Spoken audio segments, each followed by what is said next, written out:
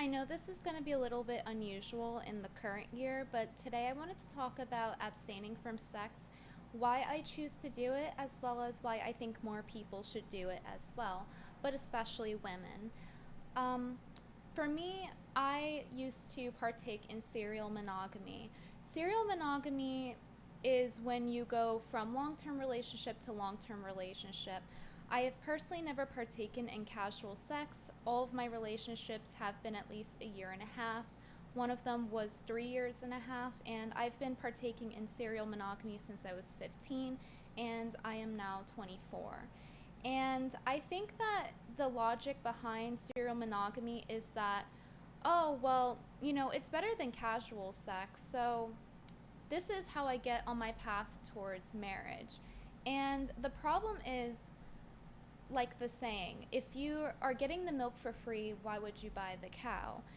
And what I'm comparing that to is having sex. So I think that you should abstain from sex because, number one, it helps speed up the process of getting married.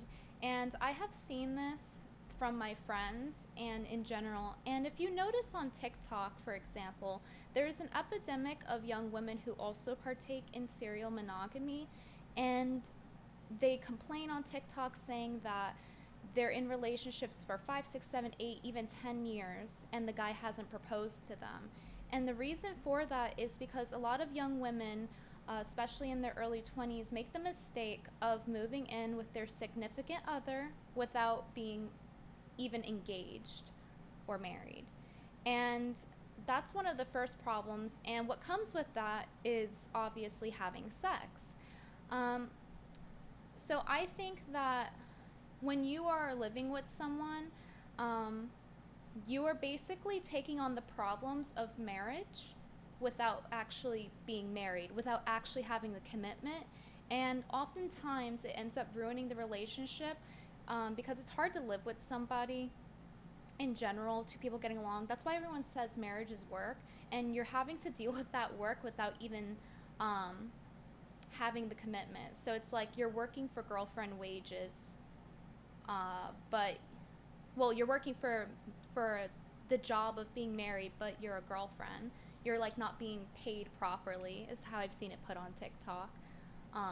Like doing marriage work for girlfriend wages, if that makes sense. So I think that moving in, because number one, the convenience is obviously nice, and number two, to save money, are the reasons. And although they are good reasons, I think that overall they are detrimental for women getting married because it often results in relationships breaking up or delaying the marriage. And I don't know if you guys can think of any examples, but I can't, for women that are living with their boyfriend and then getting married in under or engaged in under a year and a half. Um, I personally don't see that happening at all, really. It's very rare when it does. So I think that abstaining from sex, and that also includes like living with someone because it kind of enables that, will put you on a fast track to get married. So, an example, I have a few friends, and I inspired two of them to start abstaining, and I was inspired to start abstaining from one of my other friends. And one of my friends is now married after doing so, and she chose to do that after not initially abstaining. So a lot of people think that if you already had sex, you can't abstain, and that's not true. Uh, I think that you can stop doing something that no longer serves you, and it's okay to recognize that and change your mind. You're not committed to having sex just because you've already done it. It's okay to choose to abstain after if having sex is no longer serving you. Like, why do you continue to do something that no longer serves you? And yeah, it feels good, but there's consequences. The obvious ones being pregnancy, UTIs, STIs, but there's also consequences in terms of not having self control. So, what I mean is basically the marshmallow test. There is a test where kids are told to eat the marshmallow after so the mom gives them a marshmallow, and then the mom leaves and says, don't eat the marshmallow. And then when they come back, if the kid ate the marshmallow, it shows that the kid does not have good long-term gratification. So you want long-term gratification, and that's a skill that you need in life, and abstaining helps you develop that skill to learn how to do that. And honestly, it's a red flag if a guy doesn't have long-term gratification. So if a guy says that he will not be with you if you choose to abstain, even if you're already having sex with him and then you choose to abstain, and he doesn't accept that, it goes to show that he doesn't have good long-term gratification, and you should be wary of that, because that's definitely something adults should have and is high IQ.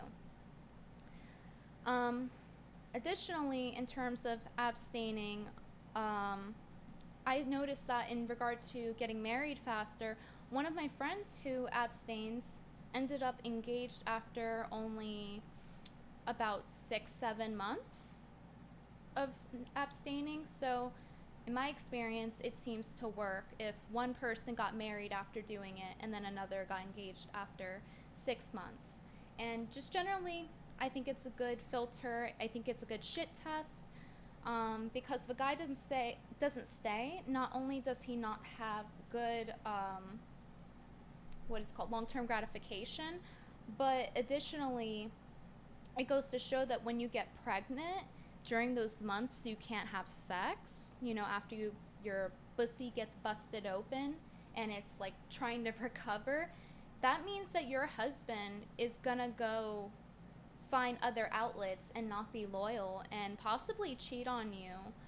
I personally count watching porn as cheating, for example, so I think it's a good way to filter out those men, especially for someone like me who finds consuming sexually provocative material unacceptable, and using it to satiate yourself sexually.